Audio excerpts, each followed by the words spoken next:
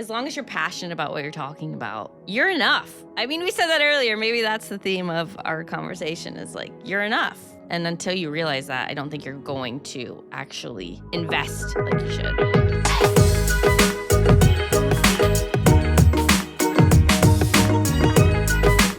All right, Richelle, well, could you tell me about why you started podcasting?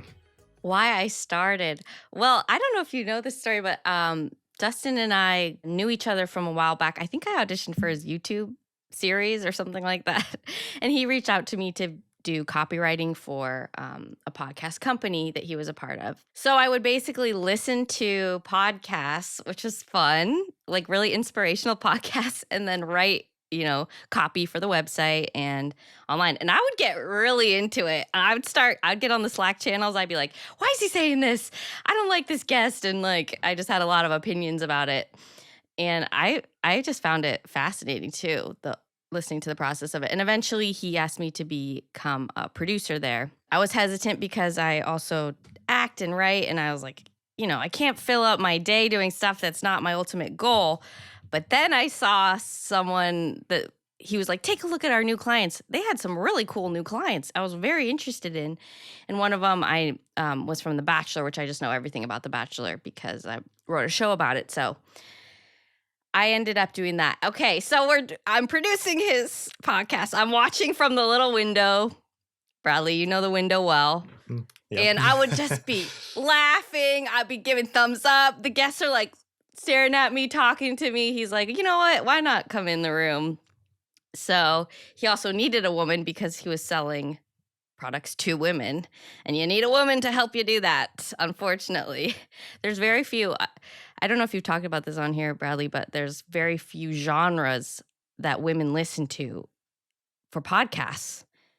But advertisers love selling to women. Obviously, we love to buy stuff. Not to get too stereotypical, but anyway, so I did that for about a year and a half. And then when that ended for me, I was like, listen, I got all these skills. I can do it from beginning to end, editing, everything. It's so easy to do from your room now. That's where I'm, here right now. So why not just try it out for myself? Also, people were fans of the show. They were DMing me, start your own, I'll listen to it. So I kind of had a built-in fan base there. It's like, why not? I feel like you feel the same way, Bradley. Why not? So the show that you're talking about was actually the Viall Files with Nick Viall. Yes. And I know that you started a Bachelor show. His show was a Bachelor show. What is it about The Bachelor that you love so much to get involved in a show like this? I used to watch the show when I was very young. It's been on for so long. I was like a young, impressionable, romantic girl watching the show. It was all women who were older than me. I was like, oh, this is what love is, roses, helicopters, someone fighting for you. And then, real life sets in. Obviously, real life is not like that. So it's been with me, Bradley, more than anyone else has. I'm just kidding. But it's just been a part of my life. I love talking about it with other people. It's like sports is for men. I know a lot of men also like reality TV, but it's like such an easy thing to talk about. There's no like heightened emotions involved. Like you're just, talking back and forth about these. I look at them as characters, these fictional characters. I know they're actually real people, but and I think that dynamic has existed since the beginning of mankind, sitting around talking about whatever's going on. So it's a way to connect with people that I really enjoy, and it's silly. How would you say that the skills you learned on the Viall Files have transitioned into to Walk You Out and all the other projects that you're doing today? Yeah. So where we used to work, they had us almost doing everything beginning to end. And there were a couple other people that helped along the way, but I got those skills as we went along to just do it myself because then you don't have to wait on anybody to do it. So I think the most important thing I love to tell people is figure it out. Learn how to do it. Buy Adobe and figure it out. There's so many YouTube videos. It actually doesn't take that much time. And if you need someone to show you how to do it, do it. But you really learn by just trying to figure it out and getting stuck, going to YouTube, and then continuing. And the way they've made these programs now, it's like easier than ever, I feel. And then I got to learn from you. You know, you had all of these, when the coronavirus hit, you had all these cool ideas for how we could still continue to podcast, even far apart. And I was really inspired by that as well. Like, oh, no, we can't, we don't Thank you. all have to be in the same room. Yeah, we don't have to like waste time traveling. We can just call up our friends and do it from our bedrooms. And I'm inspired too by the way podcasting can exist no matter what. Whereas a TV show, man, you're depending on a lot of people, a lot of things to go right. It's crazy how, like me and you right now, we're talking, we didn't spend a ton of time preparing, but here we are creating something that hopefully people are going to enjoy. And it's a great communication device for sure. And then I guess, I mean, I could talk forever about this. Bradley, Go ahead, you go really... ahead. Go on, I'm go sorry, on. no, but Nick hadn't podcasted before when he did this. And you know Nick, too, because you worked with him as well. Like, very passionate person, high intensity. Very high. Very high intensity. Yeah. And he talks a lot. Like, he would come in the studio and we would just be talking like talk before, talk after, not a second of silence about kind of anything. We get in Right. arguments, you know, anything. But then once we got in the studio, he would he brought this other person in, Sam. He wanted her to like find quizzes and he wanted to have segments, all these segments, and have songs for them. And I said, listen, your strength is you can talk, okay? Yeah, Trust that yeah. you are enough, that you can have a conversation, see where it goes. Like, doesn't have to be so planned out. And I just think that's fear. Fear is on the Yeah, side of totally. that, of like, I don't know enough to just be able to talk. But in my opinion, that's what people love about podcasts, is being like, oh, I'm in the room with them chatting. These are my friends. I know everything about them. It's one way, unfortunately, but that's probably the biggest thing the strongest thing I feel. I hate when things sound too pre-planned. I don't know what you feel about that. It depends on the genre. That's true. My favorite thing about Nick that also annoys me is like how he likes to pick little fights.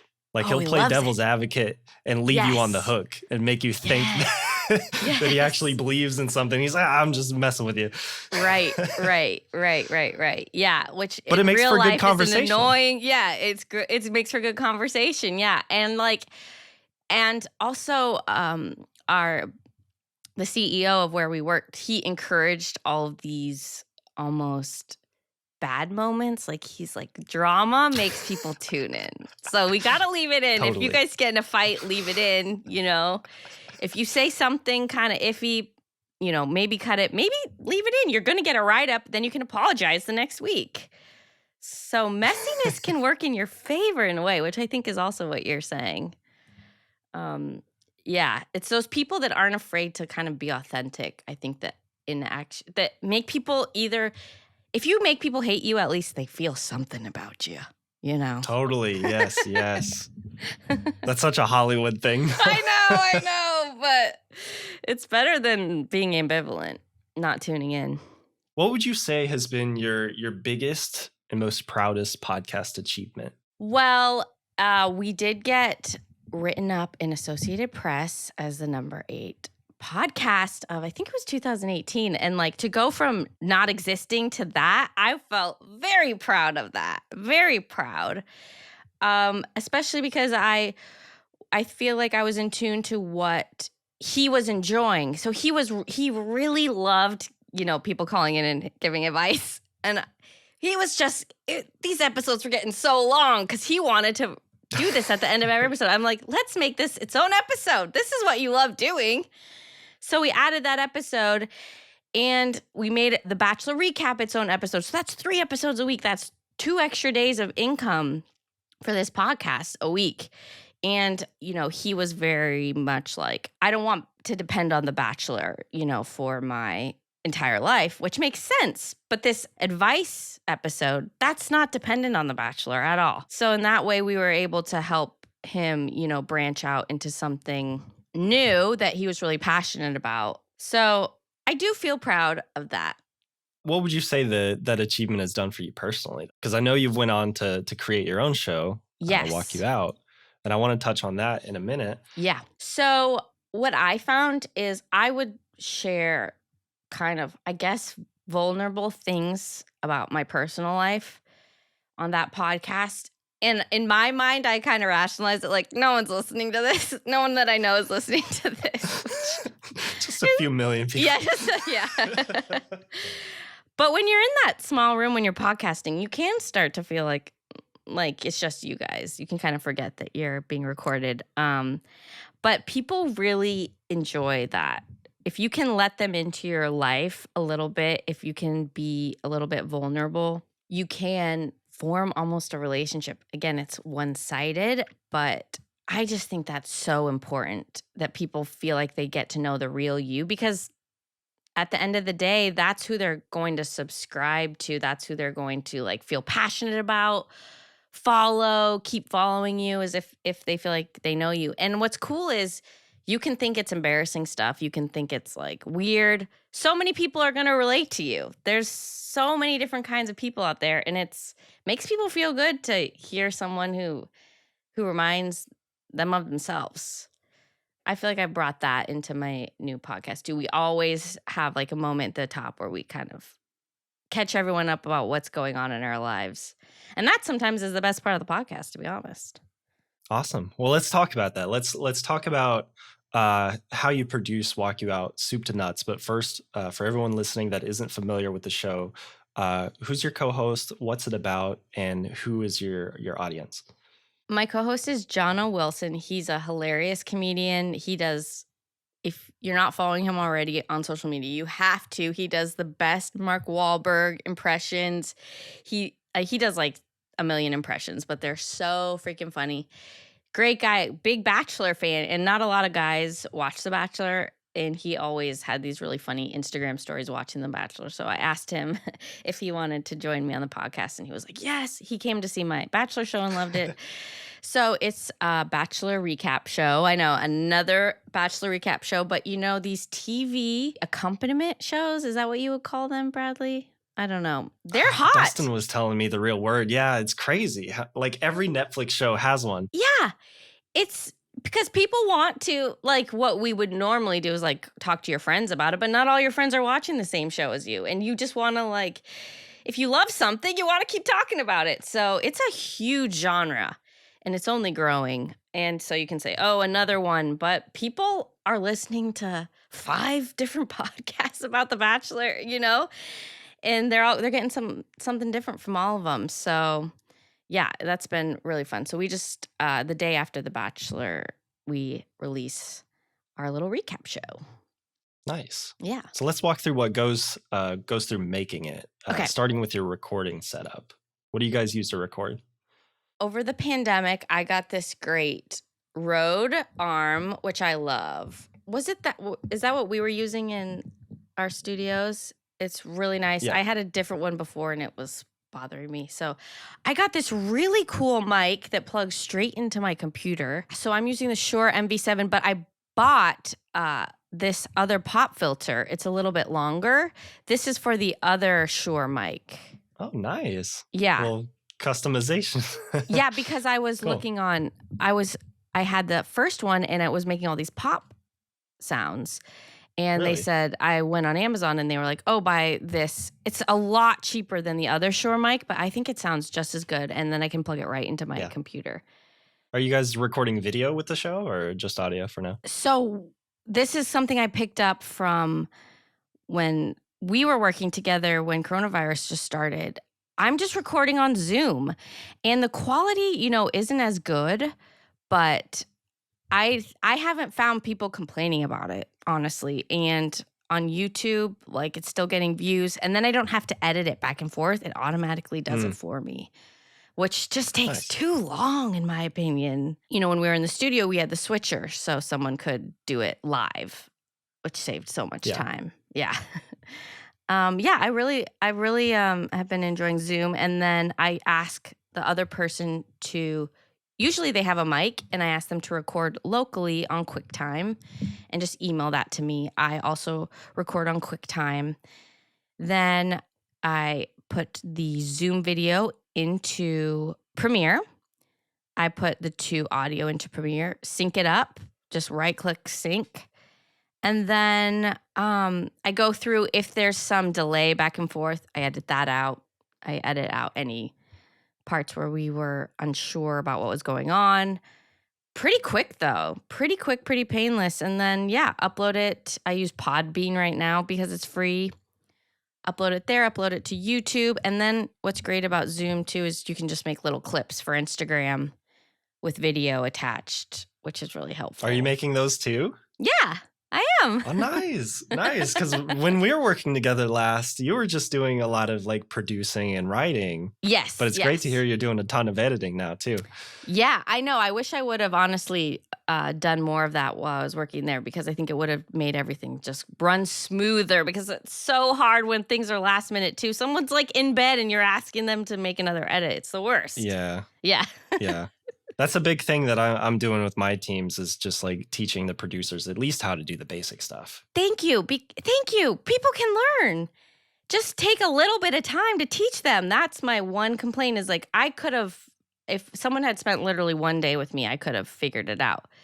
And I also needed a good computer, so I did have to purchase a better computer for it. But then I use Alphonic. Do you still use Alphonic? I'm actually working with a developer on an app called Clipgain. Ooh. It's similar. Clipgain.io. Yeah. Yeah. But yeah, similar concept. Yeah, so Alphonic, I just upload the audio files in there, and it makes it real nice for me. I don't have to use some other fancy program to figure that out, because I'm not a sound engineer. And it ends up feeling really professional, I think, in my opinion. I was going to ask about editing, but we covered that. Let's skip it over to promoting. Okay, so we've recorded an episode, we've edited it, you've uploaded it. Now what? I have an Instagram page for the podcast, and I will make a post there. I'll also post in the stories and tag the other person in there, tag myself, so we can just easily repost that story to our page. I upload it to YouTube, and then I'll sometimes tweet about it too, especially if it's someone with a lot of followers. It's an easy way to get more eyes on it. Make a little, a shorter link for Twitter, put a video clip maybe, make it look kind of cute. I am wanting to explore customizing the video more, so it has a border around it that is obviously like, oh, that's a walk you out border. All that stuff can really elevate it. I wish I had a little bit more graphic design skills as far as an eye for that kind of thing. I know how to do it, but I don't know if I have the talent to do it. So sometimes you can't do everything, Bradley. Have you heard of Headliner? I think it's headliner.app. No. Yeah. So it's one of the simpler ways to create those sort of like Instagram videos. Cool. Are you looking at it now? Yeah, I just Googled it. Yeah, it's pretty cool. It's mostly for like audiograms, but I know they have like a video section too. As of right now, we do a lot of like stuff in Premiere. I can send you over some templates too if you want. Oh, yeah. Awesome. Thank you. That's the crazy thing about today. You're right, is maybe you don't have to have the graphic design skills. It's also, Canva is great for making Instagram posts, making them look really professional as well. So if you were to start all over today and you build your podcast back up from the ground up, what would you do differently? Well, we were kind of talking about this before, but I would love to just have a really swaggy studio where the guests would come in. It would just look really professional. Again, that takes time and money, but I think that adds a little intrigue too. They're like, ooh, what is this? It looks like a TV show almost. Again, it was started in the pandemic, so it was impossible to do that.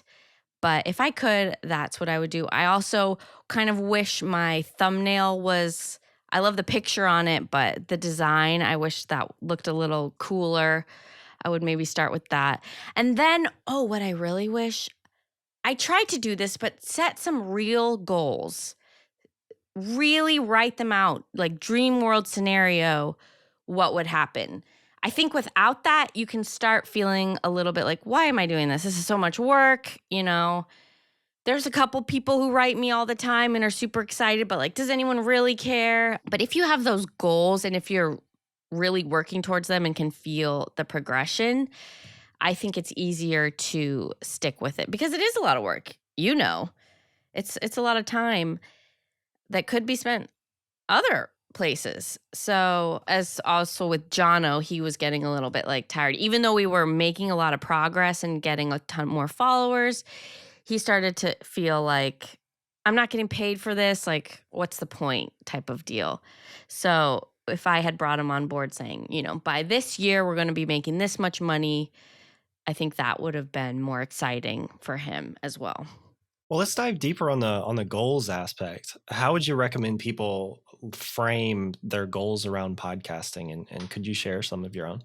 Yeah, I think it's good to be realistic that it takes a long time to build a listenership, and people want to have trust in you. Trust that the episodes are all going to sound professional. Trust that they're going to be up at the same time every week and that you're going to stick around. They're not going to invest all this time and you're going to just go away all of a sudden. So be realistic. It might take 2 years before you start getting paid. It might take 5 years before you start getting paid. But just committing to that. I actually just signed with a company, so that's kind of exciting, who's going to help with advertising for the show. Nice. Yeah. Nice. And they found us online. It's not something I could have known what was going to happen. But there's so many great studios out there that are looking for quality content. So if your goal is to work with Wondery or iHeart, you can reach out to those people. You can find emails. You can send your stuff. Yes. I'm a huge proponent of figuring out what you want and then literally asking people for it. The worst they can say is no. You're on their radar then. They know that you're like a hustler. I do that with everything in my life. I freaking look up so many emails online. I'm such a stalker, but you won't get what you want if you don't ask for it. And look at other shows that you love and chart their progression. What did they do? What made them so successful? Because listen, no one's better than you. No one knows more than you. No one's smarter than you. These are just people as well. Yes. Yeah. And they maybe started earlier, which is a huge thing. But as long as you're passionate about what you're talking about, you're enough. I mean, we said that earlier. Maybe that's the theme of our conversation is like, you're enough. And until you realize that, I don't think you're going to actually invest in your product like you should. Totally. Yeah. And I feel like what you mentioned about sort of cold emailing is super downplayed. Like it's so underrated. It is. What's been your favorite cold email that you sent and what was the result of it? I put on a show every year for the Cystic Fibrosis Foundation. My sister has cystic fibrosis. And I do stand up, but I'm not a touring comedian or like a big comedian in any way. So what I do, I literally just cold email these huge comedians. I go on IMDb Pro. I find their manager. I'll email their manager. Or I will write their name in and Google @gmail.com. And it'll pop up. Something will pop up. So I got, like I asked Jerry Seinfeld. I don't care. It's for charity, especially for charity. Right. I feel okay asking. I got Sarah Silverman, so sweet, to do the show 2 times. And once she was on the show, man, we just sold out tickets like nobody's business. I literally just had to ask. Wow. She could have said no.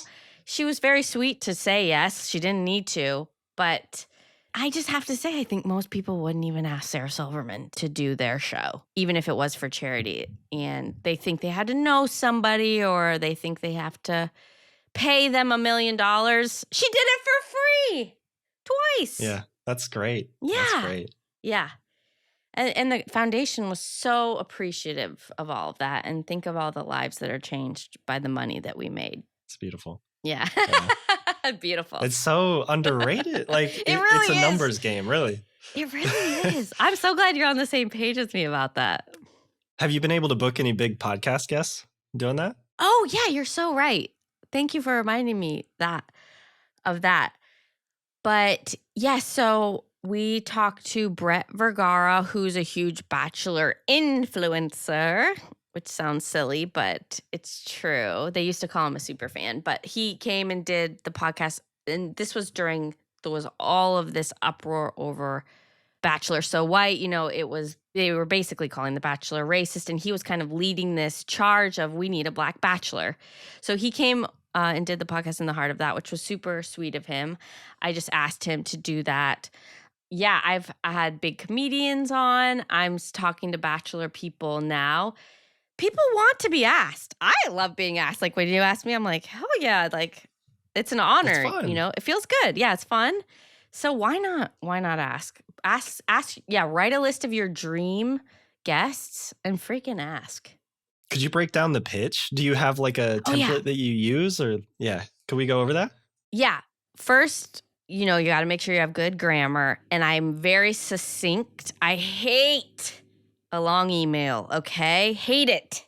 And I like to bold the important things. If they're very busy, just bold like the ask, bold the name of the podcast, add a link, and add a great fact about it, like how many people listen or award you won or something like that. And also butter them up a little in the beginning. I'm such a fan. I loved you doing this. Like, saw you do this on Instagram. Then ask. Always, this is important. In the subject line, write the ask in the subject line very clearly. It's just easier. If they're feeling frustrated trying to figure out what you're even asking, like they're going to be upset. I always write in the top, like podcast guest request and then like colon something, or I say booking request, just so immediately they can know that, or they'll flag it as an important email, come back to it later. And I think if you present yourself as super professional and super upbeat, positive, it's like, it's that trust that they're not going to be wasting an hour of their life talking to you, and trust that the final product will be okay. Do not write long paragraphs. No. Back when you were doing the Viall Files, were you sifting through like pitches for the show? Yes, I was. What would you say are the biggest mistakes that people are making in their pitches? Well, sometimes this is so weird, but like someone's manager would reach out and like start making demands immediately on us. And we're like, listen, you asked to be on our podcast. Like, why are you acting like you're doing us a favor now? And then there were other people, huge people, that were so easy and low key and didn't make a big deal, which was just so appreciative and came into the room immediately enthusiastic. Like Arden Nice. Mirren was so sweet and enthusiastic when she came in, looked so cute, dressed up. And it goes for a lot. It's like, just don't make it a huge deal. It's a podcast. Sometimes they would pitch something. Literally, this one guy asked Nick to be on his podcast, I think 20 times. And eventually he did it. That is nice. Yeah. But literally, he just annoyed us so much that he did it. Whatever works. So I guess you can go that route if you want. And then a lot of times, like Instagram following would work, or they would always pitch like, we know that Nick's super into relationships. She's a relationship coach, a therapist, and he will always love that. Like if you had some sort of expertise that you could bring on that he didn't have, loved that. So highlight what you're bringing to the table in a fun way, in an easy to read way. And then I also reached out to big people while I was on the podcast. You know what worked the best? So for him, freaking DMing. He's also Really? like has 1 million followers on Instagram. DMing is a great tool. Okay? And sometimes, and follow up. Don't do it too much, but send a DM, follow up. See what comes of that. I highly recommend that as well. What kind of follow-ups do you send? I feel like that's something people can get wrong. They could be like the guy that sends the 20 emails that just annoys people until they block them or finally cave. But how do you do it in a subtle way that isn't like too forceful, like those managers you're talking about? I don't know if you want to go with my advice 100% because I am a woman who has trouble saying, like, I can hardly ask for anything without saying, no worries if not. I still struggle with that and too many exclamation marks. But I always send one follow-up and say, hey, I know you're super busy. and you got a lot on your plate, just want to follow up on this. I think it would be super fun and a great opportunity. Something along those lines. Super short. And usually they write back that second time. Usually it takes 2 emails. I will not send more than that. I will not. I just think Oh, you cap it at 2? I do. Sometimes 3. Okay. Why? Are you more than that? 3 max. So 3 it's max. like Yeah. the pitch, then like a 1-line bump, and then the Yes. third one is like, let me actually find it Yeah. because I this want to is know. this is great. This is like literally can make or break someone's whole career.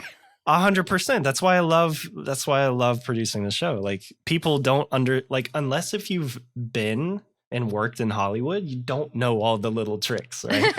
Yeah. Because there's no guidebook. You really just have to figure stuff out. But it's like the subject line is like, okay, so this one is for a lady named Jackie. It's like Jackie, comma, inspire fellow podcasters / guest on a podcast about podcasting ? Oh, So it's like nice. very similar to what you're saying. Yeah. Clear as, no question about what's being asked. And then it's like 4 lines. And the final line is the CTA of like, can we book a quick 45 minutes for a remote podcast interview? And then Calendly link. That way it's just like, boom. Yes. I love that Calendly link that you send. That's really cool. I just found out about Calendly. But the call to action in the last line, gold. It's bolded too. So Bolded. It's like you can't miss it. Freaking bolded. Super clear ask. Yeah. Super clear action to take. Yeah. You just pick a time. We'll show up. We'll have a great talk. And that's it. People hate emails. Like freaking make it easy. No. Yeah. And then follow up to, So follow up 2. So that's like 1. Mm-hmm. And then the first follow up is, hey, Jackie, circling back on this. If this isn't a good time, I can follow up with you in a couple months if you'd like, ? Ooh, I like that. Yeah. That's good. So then a couple months later go by and it's like, hey, Jackie, checking in to see if timing is better now. Also completely understand if you're not interested. Either way, I promise I'll stop bugging you after this email. So it's like, even if they never respond, they know that you mean well. Yeah. They know that it's like, you're going to stop bugging them. And it's just, you just move on. Mm-hmm. But on the note of guests, to wrap up the show, I always love to close it out by asking everyone. Are we done already? Who This is so sad. who's your moonshot guest and why? Oh my God. I've been thinking about asking Nick if he would come on. Really? I can't decide whether I should or not. I would love to get more Bachelor people on. It's hard because they have these ironclad contracts and they control what podcasts they go on. What? You didn't know that? No. So they can't just do like random media appearances? They have to like funnel it through people? Oh my gosh. Come on. No, That's ABC's annoying. insane with they signed their lives away, unfortunately, on that show for a couple years at least. But yeah, I think I'd also love to get Arden Mirren on because I really enjoy her podcast. I did send that follow-up email. She didn't respond, so maybe I'll wait a year and try again. Who's yours? Have you already said that, Bradley? Oh, mine? You know, that's funny. I haven't really thought about it too much. What? That's a great question. Oh my gosh. Yeah, I haven't thought about it. I'll have to get back with you on that. What about Lewis Howes? We both used to work on Lewis Howes' podcast. Lewis would be cool, but I don't know. I don't know if he'd be like my moonshot. Like, right. What's your favorite podcast to listen to? It's actually a small guy. His name is Graham Cochran, and because my website is hosted on a platform called Kajabi, which is like a learning management system. But this dude, I actually found out about him when I was trying to produce music in high school. And he has this site called The Recording Revolution. But like a few years ago, he started doing like business coaching. And I've just been like watching his podcast nonstop. Because it feels very like ancillary to podcasting. Because it's like similar-ish skills, but it's just like a different market. This is what I love about Bradley, everybody. He's so always learning. He's 5 steps ahead of everybody else learning. And that's the way you got to be. You can't be behind the pack. He is leading the pack. Like, he would come in with all these ideas. We'd be like, I've never heard of this before. Very impressive. Very impressive. Thank you so much. Now I want to listen to that podcast. Yeah, it's cool. It's pretty cool. Like, it's really just like practical mindset and business skills. It's kind of Yeah. like Lewis House-ish, but it's more like specific and actionable, not so much just Yes. like general inspiration. Oh, you know what's funny is I saw him in the Grove actually Really? on Halloween a couple years Wow, that's ago. And cool. I literally went up to him. I'm like, you have no idea who I am, but I used to write copy for you for like 2 years. I listened to all your podcasts. He's like, oh, no way. He's like, do you want to come write for me? He literally said that. He's like, Oh, send me your nice. stuff. I didn't want to, but that's just another, it's just another thing of like, if I had never gone up to him and said anything, like he would have never even known who I was. There's so many opportunities out there if you just know what you want, which is hard to figure out. Well, let's actually backtrack for a second because I want to touch on that for a second. Okay. Because that's something that people don't realize about podcasting is like you're building all of these relationships. Like you have an excuse Yes. to network and just Yes. fill up your Rolodex. And it's like you Yes. turn down an opportunity that like 10,000 other people would have been like, hell yes, instantly. Because like you already had so much coming in because of your experience in podcasting and a podcast host and all of that. And people just don't realize that. Yeah, it's so true. It's like you would be networking anyways a lot of the time. Like you would kill to have a conversation with this person or at least make time for them anyways. And here you are helping other people while doing it and making content. I agree. That is a huge part, a huge benefit of podcasting. And, you know, you said 10,000 people would have wanted that job that I turned down. It's also, I was clear about what I want, which is maybe to my detriment. I've stayed clear about my goals and my comedy goals and I love being in front of the camera. I'm tired of helping these other people out, you know? You can do that for Totally. so long, but at the end of the day, it's like you gotta, if you don't build your dream, someone will hire you to build theirs. I think about that literally Wow. every day. Literally every day. Let's end it there. That's amazing. Awesome. Well, thank you so much for coming on the show today, Richelle. Thank you. It was so fun. Where can people find you online and learn more about what you do? Yeah, you can follow Walk You Out on Instagram at Walk You Out. I'm on Instagram at Richelle Meiss, REESHMEESE. And then Twitter at Richelle Meiss. Follow me, talk to me. I love talking podcasts. Yeah, if you have any questions too, I'm happy to help. Especially like Awesome. women. I feel like a lot of women are like, oh, I don't know how to use the programs. Listen, let's talk. It's not that hard. Awesome. Well, thank you, Richelle. Thank you.